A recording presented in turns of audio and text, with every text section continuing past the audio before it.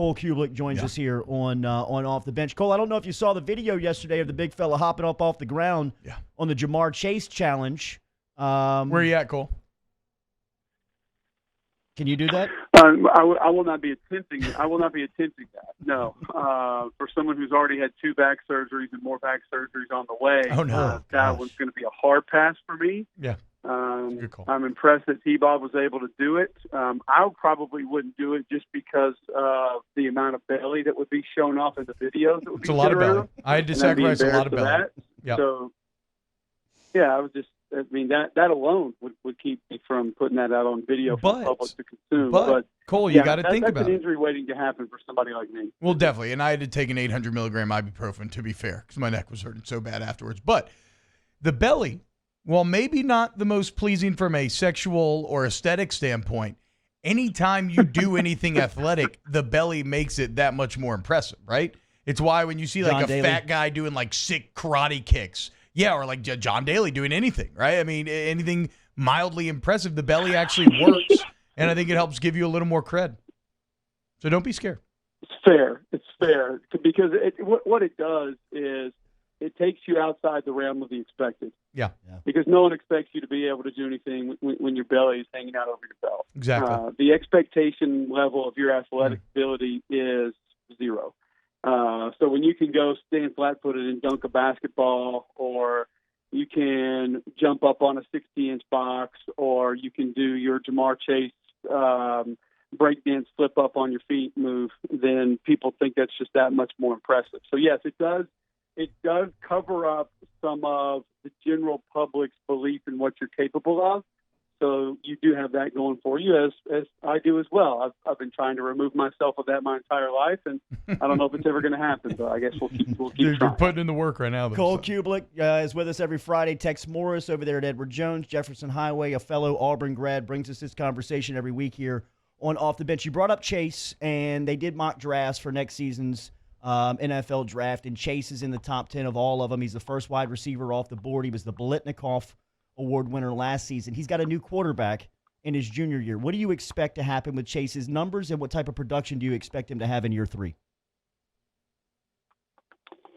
I mean, I don't know why it would go down significantly. Now, we can talk about the amount of weapons that are going to be around him that maybe offset some of the ability to cover and gave him better matchups and saw different things. And, of course, regardless, you're not going to get the kind of accuracy and you're not going to get the kind of guy playing quarterback that you had in Joe Burrow last year. But I still anticipate he's going to have a big year because I believe the guy just knows how to get open. And I believe he knows how to break tackles. And I believe that he knows how to take short, intermediate, high-percentage throws and turn them into explosive plays because we've seen him do that. So, I think outside of Trevor Lawrence, he's the best player on offense returning in college football. So, how many other times have we seen legit number one receivers not have a ton of help around him, not have 2 or 3 other NFL guys around him, and they still go out and put up stupid numbers? I mean, how many times did Blake Sims target Amari Cooper his last year at Alabama? 190 or something sick like that. So, it's not like your offense also can't find different ways to design things for the guy. And I also think, too, he's shown that he can work inside and outside, so you can motion him some to try to get better matchups. And LSU showed last year that's something they were really good at, is being able to move guys around to find certain matchups that favored them.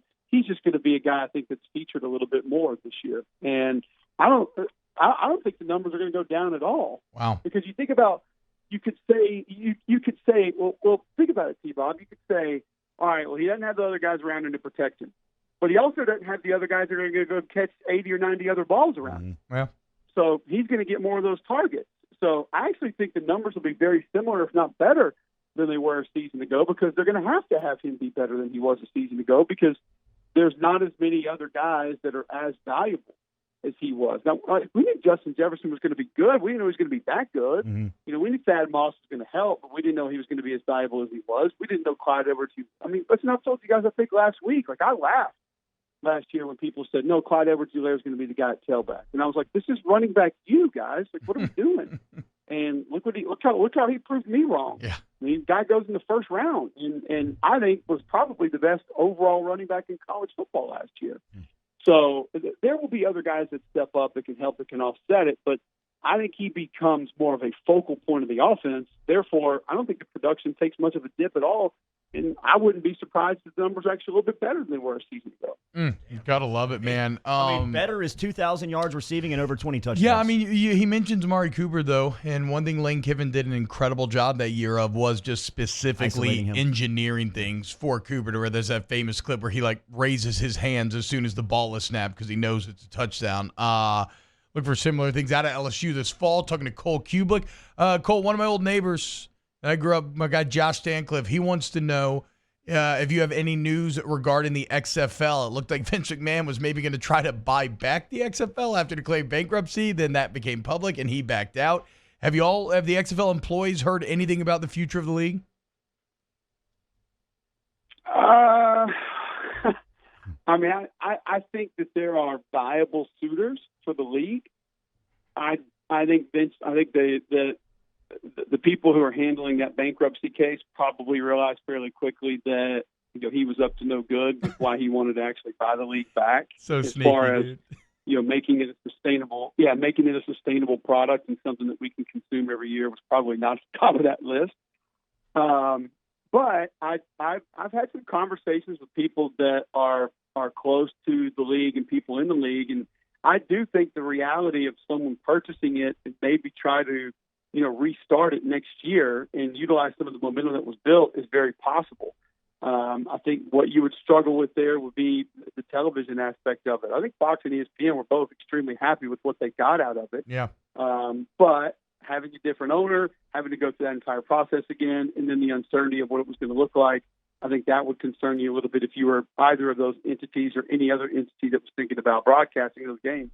So I think that there's a very real possibility that someone could stoop in and purchase it. I heard Mark Cuban talking about it on Pardon My Take, and he said he looked at it and he went on to say that he doesn't have time to put into it right now with everything that's going on.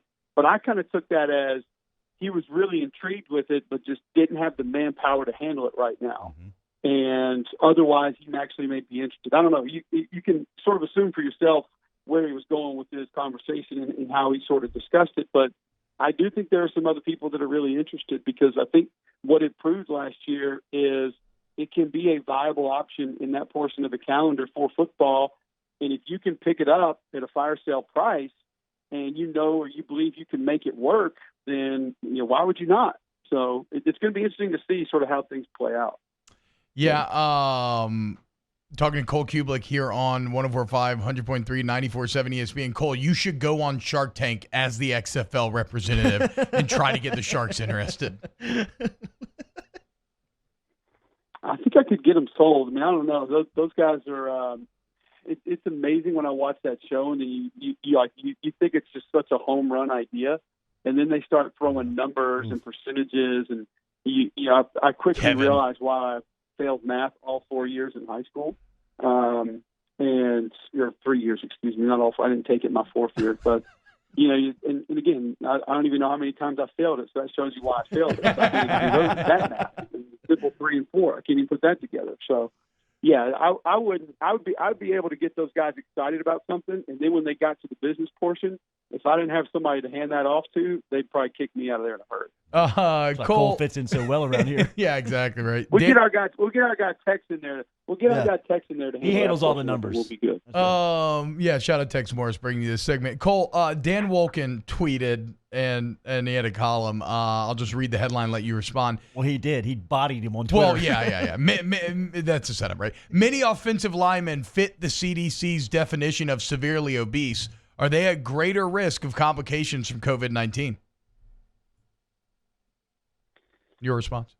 I'm not a virologist, and I'm not an expert on anything with having to do with COVID-19. But for you to place that in your headline, and for that to be sort of what you use to, I guess, scare people or open people's eyes, or try to generate some of the wow factor as to the fat guys coming back are going to be at higher risk of getting COVID-19. It's the fact that you use that chart is next level stupid. Yeah, and I don't know any other verbiage to use. Like, I can try to be nice and I can try.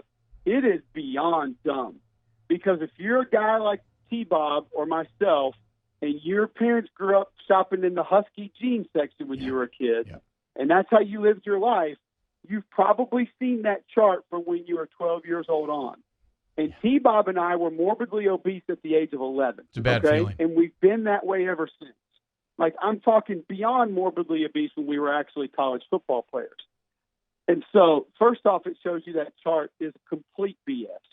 Then, to take it a step further and use that chart to say that guys who are out here power cleaning 350 and 400 pounds, who are benching 500 pounds, who are murdering 300-yard shuttles to the point where I would say 60 to 70% of Americans couldn't even go out and run with the majority of these offensive linemen. I know how they look and how people think that they run, but trust me, these dudes can run because you have conditioning tests that you have to pass at that level. Tommy Moffitt's not letting his guys not be able to run gassers or 300-yard shuttles or sprints or 110s or whatever.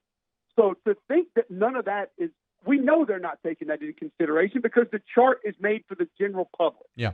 This is what bothers me about all of this. And I had to go at Bill Plaskey the other day too, when he's talking about something that, you know, he has the stupidity to reference that college football players, he asked the rhetorical question in his article in the LA Times, are they being forced to go back to work?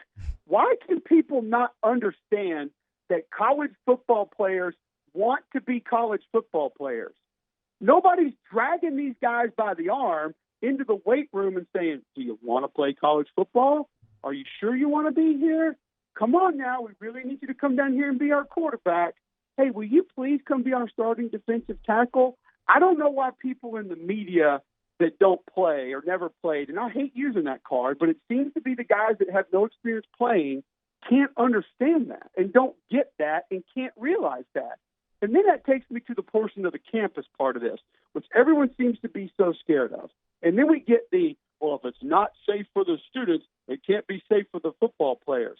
What you're saying there when you say that is that the campus is some sort of a hazardous wasteland where no one can step into because of how dangerous it is. And if that's the case, we just need to put police tape around the entire thing and no one should walk in there. That's not the reality.